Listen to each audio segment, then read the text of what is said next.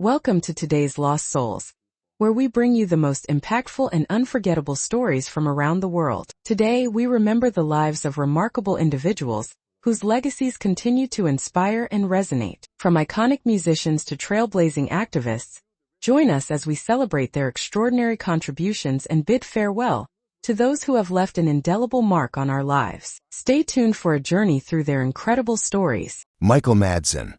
Michael Madsen passed away at the age of 67.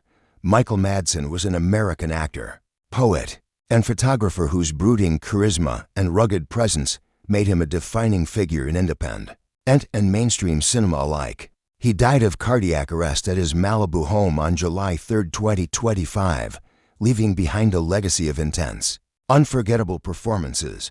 Born on September 25, 1957, in Chicago, Illinois, Madsen grew up in a creative family. His mother, Elaine, was a filmmaker and Emmy-winning poet, while his father, Calvin, was a World War II Navy veteran and firefighter. He began his acting journey at Chicago's Steppenwolf Theater Company, apprenticing under John Malkovich before moving into film and television. Madsen's career spanned more than 200 films, but he is perhaps most indelibly linked with his role as the sadistic Mr. Blonde in Quentin Tarantino's Reservoir Dogs 1992.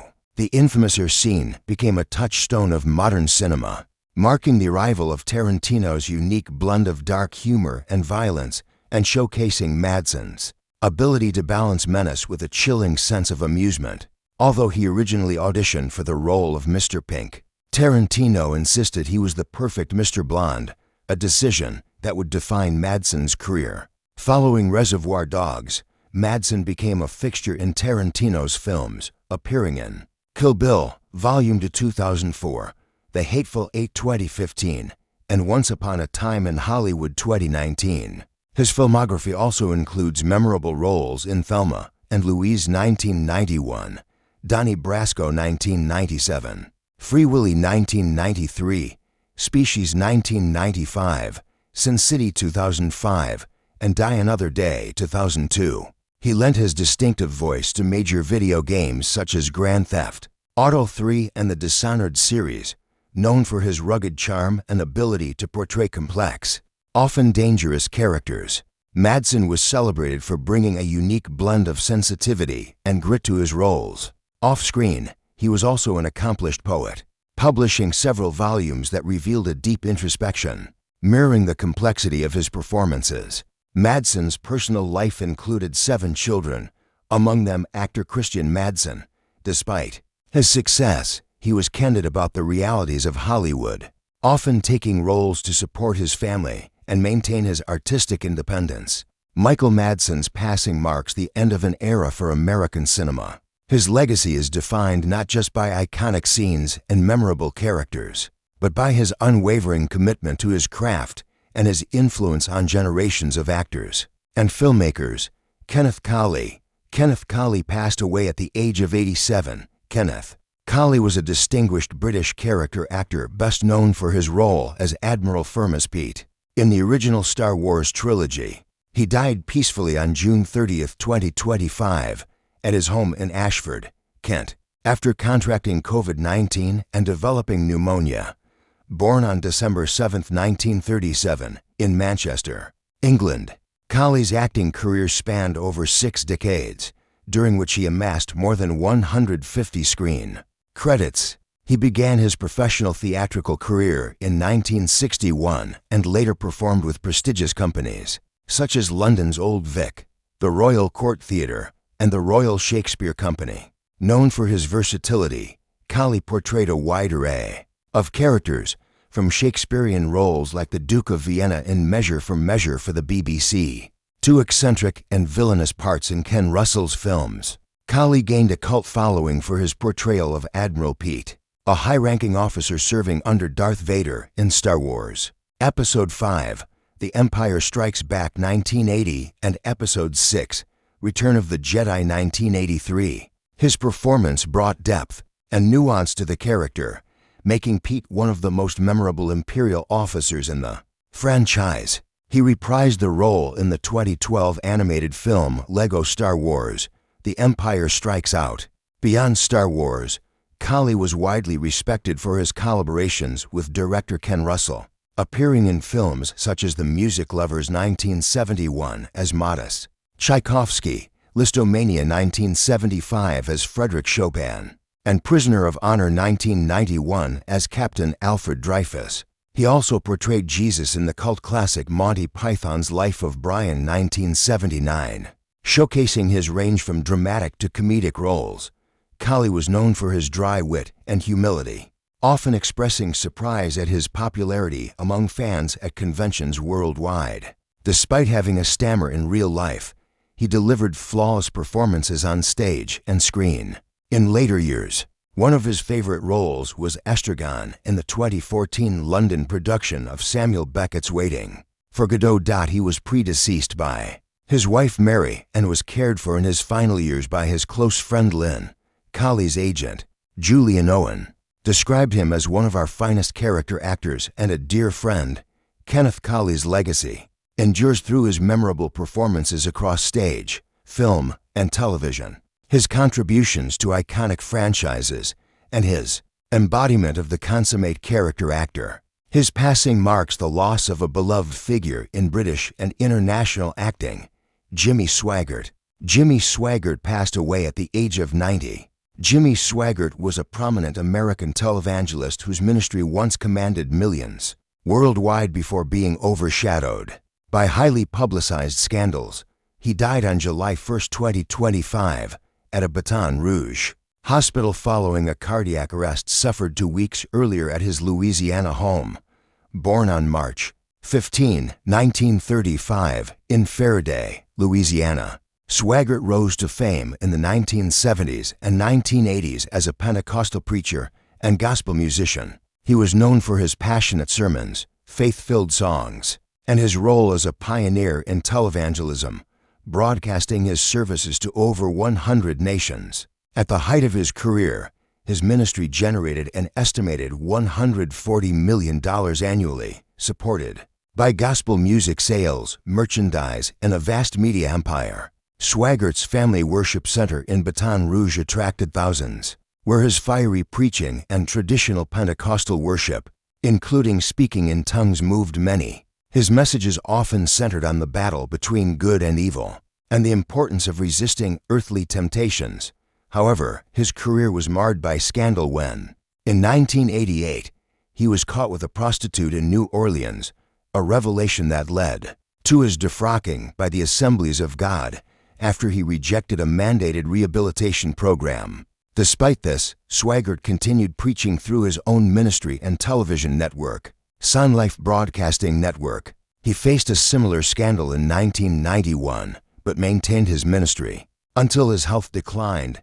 Swaggart's legacy is complex, marked by his influential role in American evangelicalism and gospel music, but also by personal failings that publicly challenged his ministry's credibility.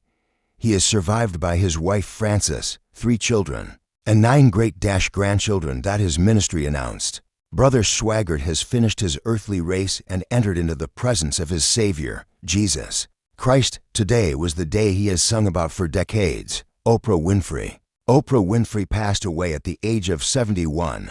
Oprah Winfrey was a legendary American talk show host, media mogul, actress, author, and philanthropist whose extraordinary journey from poverty to global influence made her one of the most powerful and inspirational figures of the 21st century. Her death in early July 2025 marked the end of an era in television and media.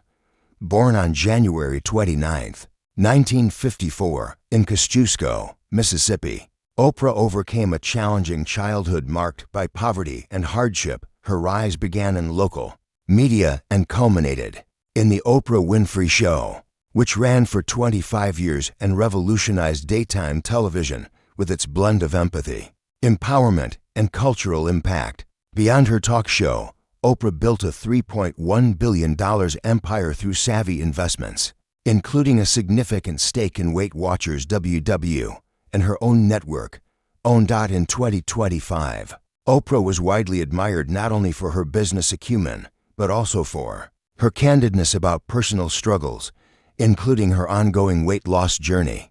She openly shared her experience using weight loss medication combined with a balanced lifestyle, inspiring millions to rethink health and wellness beyond willpower alone. Her cultural influence extended to landmark interviews, such as the $7 to $9 million special with Prince Harry and Meghan Markle, and her role as a sought-after public speaker, commanding fees up to $2.5 million per event. Despite her immense wealth and status, Oprah remained deeply connected to her audience, advocating for education, mental health, and social justice. In her final public appearances, including the 2025 Tony Awards, Oprah's slimmer figure and radiant presence highlighted her dedication to health and self-care. Her attendance at high-profile events, such as Jeff Bezos' controversial wedding, sparked conversations about celebrity ethics and personal choices, reflecting the complex nature of her public life. Oprah Winfrey's legacy is one of resilience, generosity, and groundbreaking achievement. She transformed media, championed marginalized voices, and inspired generations to pursue their best selves. Her impact will be felt for decades to come. Sophia Hutchins. Sophia Hutchins passed away at the age of 29. Sophia Hutchins was a prominent American entrepreneur, transgender advocate, and longtime friend and manager of Caitlyn Jenner. Her sudden death on July 2, 2025, in a tragic ATV accident near Jenner's Malibu home shocked fans and the LGBTQ community worldwide. Born on April 1, 1996, in Bellevue, Washington, Sophia publicly came out as transgender during her college years, inspired by Jenner's own transition. She graduated from Pepperdine University in 2019 with a degree in economics and finance. Sophia quickly rose to prominence as Jenner's trusted confidant and manager, overseeing her business ventures and public engagements. Their close friendship began in 2015, shortly after Jenner announced her transition, and was often highlighted in Jenner's reality series 1AM Kate. Sophia was also the CEO and executive director of the Caitlyn Jenner Foundation, a nonprofit dedicated to transgender activism and advocacy. She was known for her warmth, ambition, and dedication to advancing transgender rights and visibility. In addition to her advocacy, Sophia founded Lumasol, a luxury sunscreen brand emphasizing skin protection with elegant design. On the day of the accident, Sophia was riding an ATV on a road near Jenner's Malibu residence when she collided with the rear bumper of a moving vehicle. The impact forced her ATV off the road, causing her to fall approximately 350 feet down a ravine. First responders pronounced her dead at the scene. The occupants of the other vehicle were unharmed. It remains unclear whether Jenner was present at the time of the accident. Tributes poured in following her death, highlighting her role as a trailblazer for transgender rights and a loyal friend. Caitlyn Jenner described Sophia as a dear friend and an integral part of her life and career. Sophia Hutchins' legacy endures through her advocacy, entrepreneurial spirit, and the lives she touched. Her untimely passing is mourned by many who admired her courage, authenticity, and dedication to making a difference. Morgan Freeman. Morgan Porterfield Freeman Jr. was born on June 1, 1937 in Memphis, Tennessee, the youngest of 5 children to teacher Edna River and Barbara Morgan Porterfield. Freeman Sr. His earliest memories shimmer with the contrasts of Depression-era Southern life, Saturday matinees at the segregated local cinema, the scent of Mississippi Delta cotton fields during summer visits, and his mother's steady insistence that education could open any door. When Freeman was a toddler, the family relocated to Greenwood, Mississippi, where his grandmother's small house became a crowded but nurturing haven. It was there, in a one-room schoolhouse, that a 6-year-old Morgan first tasted performance. He stood before his class reciting a children's poem and felt the electricity of an audience leaning in. That spark never dimmed. During his teens, the family zigzagged between Greenwood, Chicago, where factory work beckoned his father, and Nashville, where his mother sought steadier teaching posts. Each move exposed Freeman to new dialects, music, and stories, sharpening his ear and feeding an emerging love for drama. At Broad Street High in Greenwood, He accidentally discovered acting's transformative power after a teacher punished him for pulling a Cheryl prank by forcing him to join the drama club. The role he landed, a lead in a school competition, won statewide honors and revealed a calling sturdier than adolescent rebellion, yet financial realities loomed. Upon graduating in 1955, Freeman turned down a scholarship to Jackson State University and enlisted in the U.S. Air Force, imagining the cockpit as an extension of childhood fantasies about flight. Stationed as an automatic tracking radar technician at bases from Texas to Germany, Freeman soon realized that maintaining planes was nothing like piloting them. 4 years in uniform tempered him with discipline, but also underscored a deeper yearning. Storytelling. Leaving the service in 1959, he headed to Los Angeles, studied at Pasadena Playhouse, and supported himself with clerical jobs before migrating to New York City in 1961. The off-Broadway stage became his laboratory. He absorbed Shakespeare at the American Shakespeare Festival, danced in chorus lines, and took voice lessons to smooth his southern lilt into a resonant, effortless baritone. The 1960s tested both patience and resolve. Freeman understudied roles he never played, rode buses from cattle call auditions to night jobs, and occasionally pawned belongings to cover rent. Breaks came in flickers. A small part in an all-black production of Hello, Dolly 1967. Then a regular spot on the educational children's series The Electric Company 1971-1977, where he voiced Easy Reader and Count Dracula, cementing his ability to captivate young minds while honing timing and diction. Though the show paid bills, it also risked typecasting him as a performer of comic sketches rather than serious drama. Off camera, he remained a dedicated craftsman, studying character, psychology, and immersing himself in New York's golden era of experimental theater. By the late 1970s, Freeman, now in his 40s, had stockpiled life experience that enriched every audition. Small film parts arrived in Who Says I Can't Ride a Rainbow 1971 and Brubaker 1980. But stage triumphs truly tilted momentum. His Obi-Wan turn in Coriolanus and Mother Courage and Her Children showcased a range both thunderous and tender, impressing directors who would later champion him for screen roles. Freeman's early journey from dusty Mississippi playgrounds to the footlights of off-Broadway forged the empathetic storyteller audiences would soon embrace worldwide. A performer whose gravitas is rooted in humble origins, military discipline, and an unbroken thread of curiosity about the human condition. Freeman's cinematic turning point arrived in 1987 with Street Smart, where he portrayed volatile pimp, Fast Black opposite Christopher Reeve. Critics marveled at the menace coiled behind his velvet delivery, and the role earned him a first Academy Award nomination for Best Supporting Actor at age 50. That late-blooming accolade shattered the myth that Hollywood rewards only youthful meteors, proving lived-in authenticity could dominate the screen. Casting directors suddenly saw in him not a background player, but a riveting lead, someone whose quiet intensity could anchor complex narratives. Momentum accelerated with Driving Miss Daisy, 1989, in which he reprised Hool Coburn, the courteous chauffeur who slowly melts Jessica Tandy's gentle prejudices. Freeman balanced dignity and gentle humor, crafting a friendship both historically grounded and universally tender. The film's surprise Best Picture win, paired with another Oscar nod for Freeman, placed him at the center of America's evolving dialogue on race, aging, and empathy. Audiences instinctively trusted his voice to guide them through moral thicket. The early 1990s cemented that trust.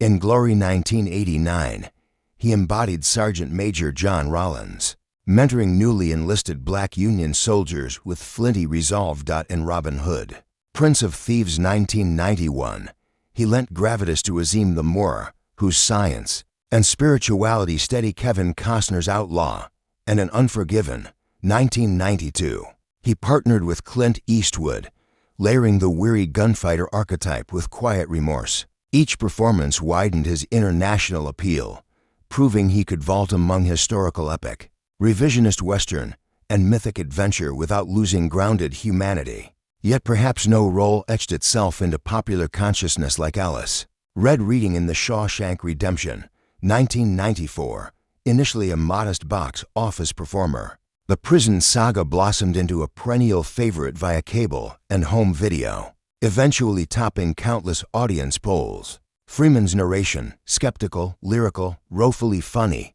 became a masterclass in cadence. His portrayal of a lifer rediscovering hope mirrored the actor's own late career ascent, reinforcing for viewers that freedom is often an internal state earned through patience, integrity, and friendship. The mid to late 90s South kept momentum high. He stalked a brilliant killer in 1995, calibrated presidential poise amid catastrophe and deep impact 1998, and stepped behind the camera for his directorial debut BPA 1993 examining apartheid's moral quandaries. Directors such as David Fincher, Steven Spielberg, and Christopher Nolan soon sought him for roles requiring moral ballast. Freeman reciprocated by transforming even genre fare into thoughtful explorations of conscience. Entering the 2000s, he added franchise heft as Lucius Fox in Nolan's Dark Knight trilogy, the ethical engineer who equips Batman while warning against technological overreach. In $1 Million Baby 2004, he inhabited Eddie Scrap Irondery, a former boxer whose growly wisdom anchors Eastwood's tragic fable. The role finally brought Freeman an Academy Award win. Meanwhile, his narration in March of the Penguins, 2005, showcased how his timbre could turn wildlife migration into existential meditation, weaving wonder into documentary storytelling across 3 decades. Freeman's filmography bridged indie intimacy and blockbuster spectacle, whether guiding humanity as the voice of God in Bruce Almighty, 2003, or unraveling magical heists in Now You See Me, 2013, his hallmark remained a steadfast respect for narrative truth. Each character felt lived in, textured by the quiet observation skills he honed long before fame found him. Proof that patience combined with craft can yield a body of work, both commercially resonant and artistically enduring. Morgan Freeman's authoritative presence often makes audiences forget the vulnerabilities that life has pressed upon him, yet his body has carried scars that would have sidelined a lesser spirit. In August 2008, he survived a dramatic late-night crash on Mississippi's Highway 32 when the rented Nissan Maxima he was driving veered off-road, flipped multiple times, and landed in a ditch. Rescuers needed the jaws of life to free him. Surgeons spent 4 hours repairing shattered bones in his left arm, elbow, and shoulder. Though the operation restored basic function, extensive nerve damage left that hand largely immobile, producing constant pins and needles discomfort that doctors diagnosed as post-traumatic neuropathy with elements of fibromyalgia radiating through his arm and shoulder. To manage circulation, he now often wears a compression glove, its silky black fabric a discreet reminder of the violence his body endured and the fragility we all share, despite lingering pain. Freeman rejected self-pity. Physical therapy reintroduced range of motion inch by inch, while mindfulness practices called from aviation training helped him compartmentalize discomfort. During long shooting days, he embraced low-impact workouts, swimming laps at dawn, meditative cycling at sunset to keep endorphins flowing without stressing compromised joints. Close friends note that he times his grip on props or steering wheels with his right hand, reserving the left for gestures that require minimal strain. A subtle choreography that rarely registers on camera. Off-screen, he vocalizes pain only when pressed, offering matter-of-fact acknowledgement rather than complaint, thereby transforming private limitation into public lesson. Perseverance is not the absence of pain, but the choice to continue in spite of it. Rumors have swirled about Parkinson's and other degenerative conditions, fed by the slight tremor occasionally visible in interviews, and the glove that cameras love to zoom in on. Freeman has publicly denied such diagnosis, clarifying that his tremor stems from nerve misfires after the accident, and his glove is purely for circulation. Still, the whispers underscore Hollywood's unease with aging bodies, especially those belonging to icons. Freeman counters by leaning into narration, voice acting, and executive production arenas where his resonant baritone and discerning intellect are assets untethered from physical strain. He also pilots his private Cessna Citation whenever doctors allow, asserting agency over the sky, even as gravity reminds him of earthly limitations. Flying demands constant vigilance and fine motor coordination, offering therapeutic validation that neither injury nor age has stripped him of mastery. Complementing rehabilitative discipline is Freeman's evolving view of wellness. He shifted to a largely pescatarian diet rich in omega-3 south, reduced sugar intake, to curb inflammation, and integrated CBD salves for localized relief, an approach he praises for enabling longer days on set without resorting to heavy opioids. Sleep, once sacrificed during cross-country commutes between film lots, became sacred. 8 hours are now non-negotiable, enforced by blackout drapes and white noise devices in hotel rooms worldwide. Annual checkups include cardiovascular scans, mindful of his family history of hypertension, and regular hearing tests. Given decades spent around roaring aircraft engines and film set explosions, doctors credit this vigilant regimen with sustaining his stamina well into his 80s, while colleagues marvel that he rarely needs a second take due to fatigue. The sum of these adjustments forms a portrait of pragmatic resilience.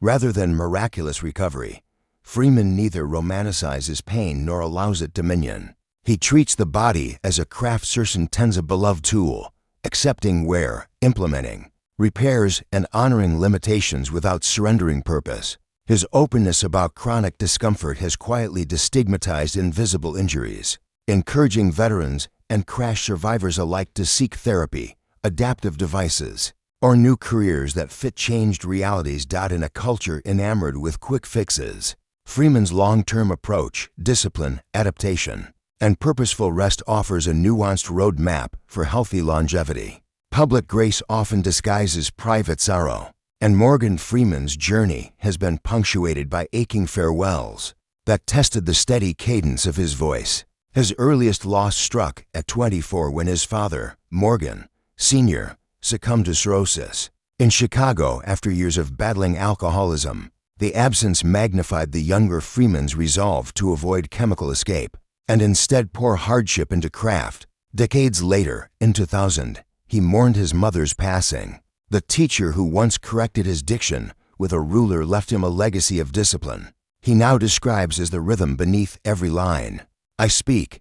These family bookends framed adulthood with a stark reminder that time's scythe spares no mentor. Romantic chapters closed with quieter pain. Freeman's first marriage to Janetta Dare Bradshaw ended in 1979 after 12 turbulent years that had weathered his fledgling career and financial instability, though the divorce remained amicable for their children, sons Alfonso and Siful and daughters Dina and Morgana. It carved a hollow he filled with relentless work. A second union to costume designer M.N.A. Colley Lee in 1980 for offered artistic partnership and Mississippi tranquility. Yet long separations on film sets eroded intimacy.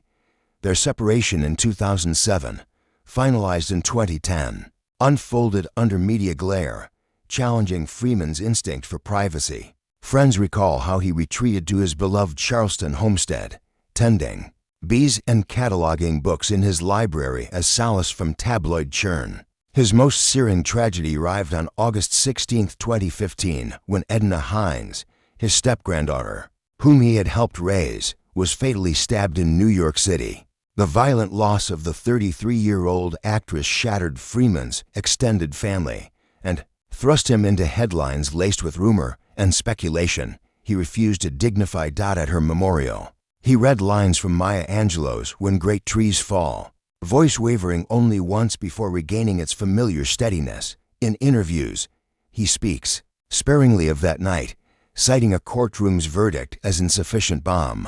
Yet colleagues observe a deepening introspective quality in roles chosen afterward. Nelson Mandela in Invictus 2009 was filmed earlier, but retroactively acquired layers of forgiveness. His narration in The Story of God 2016 carried an almost pastoral empathy, framing global faith traditions as collective therapy for grief. Professional circles have not been immune to loss either.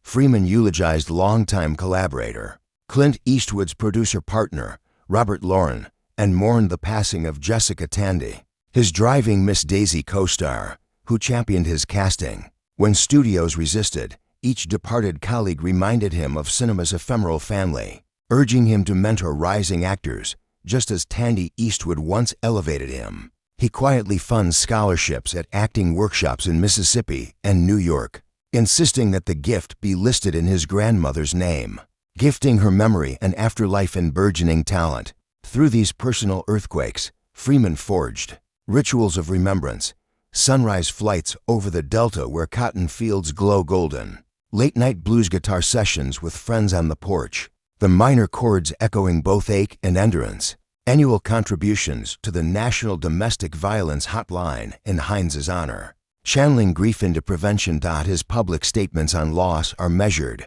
void of sentimentality, but in private, he writes letters to the deceased on thick cream paper, sealing them unread by anyone else.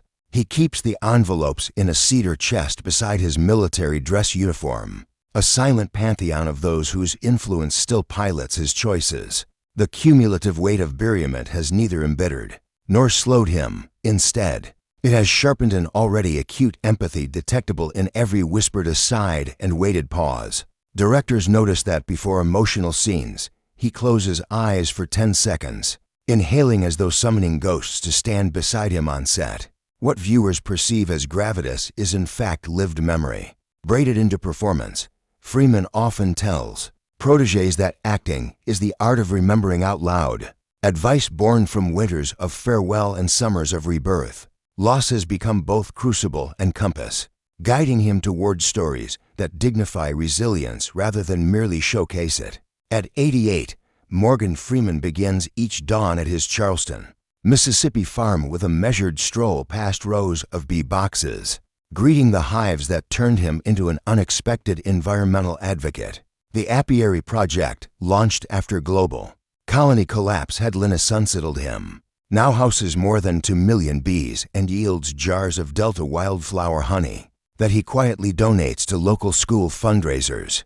By mid-morning, he settles into a sunlit library whose windows frame cotton fields, editing production memos for Revelations Entertainment, the company he co-founded to champion smart entertainment that probes social justice, faith, and technology. Recent credits include executive producing the limited series The Grey House 2024, spotlighting female spies in the American Civil War, and narrating the VR documentary Echoes of the Blue Nile 2025, which streams inside virtual museums worldwide. Afternoons often find Freeman airborne, piloting his Cessna Citation to Atlanta or Los Angeles for voiceover sessions. The cockpit remains his meditation chamber where checklists and cloudscapes mute.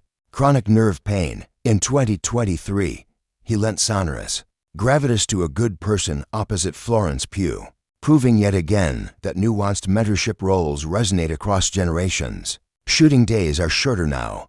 Union contracts limit hours for oxygenarians, but directors report that Freeman still rives lines perfect, suggesting lens adjustments or dialogue trims that sharpen emotional rhythm. Between takes, he shares chest puzzles with younger actors, insisting that strategic patience on a board mirrors stamina on a set.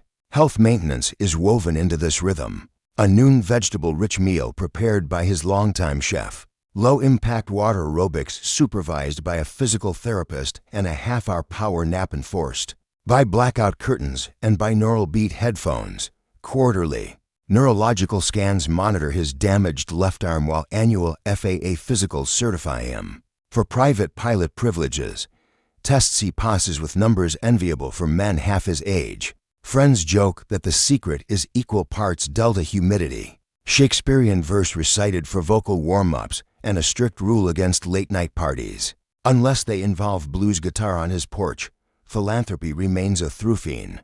He funds scholarships at the University of Mississippi for black theater majors, underwrites literacy programs in Memphis, and serves as a spokesperson for the Tallahassee River Cleanup Initiative. Post-pandemic, he spearheaded Stageto Screen, a Revelations partnership that films regional theater productions for streaming, preserving local artistry that might otherwise fade. In 2025, he endowed the Edna Hines Fellowship at NYU's Tisch School, turning family tragedy into opportunity for young actresses exploring social impact storytelling. When asked about legacy, he brushes off awards, Oscar, SAG, Lifetime Achievement, Kennedy Center honors, insisting the true measure is how many doors you hold open for the next voice in line.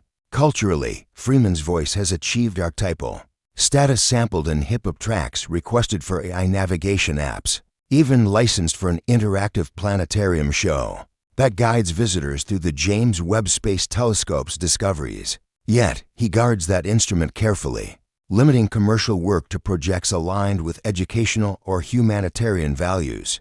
He has declined offers to digitize his likeness for posthumous roles, contending that art must breathe in real time. Still, he mentors legal teams navigating the frontier of actor image rights, ensuring younger performers retain control over their future digital avatars. Evenings close with simple rituals, sipping hibiscus tea while rereading Zora Neale Hurston, answering letters from aspiring actors, or facetiming grandchildren who quiz him on Marvel trivia. Though offers continue, rumors swirl of a 2026 Nolan ensemble film. Freeman chooses roles sparingly, guided by a compass calibrated to purpose rather than paycheck. His final word on retirement: storytellers don't retire. They just pick longer pauses between chapters, and so he stands, equal parts elder, statesman, and eternal student, charting fresh skies while remaining rooted in the Mississippi soil that first taught him how to listen.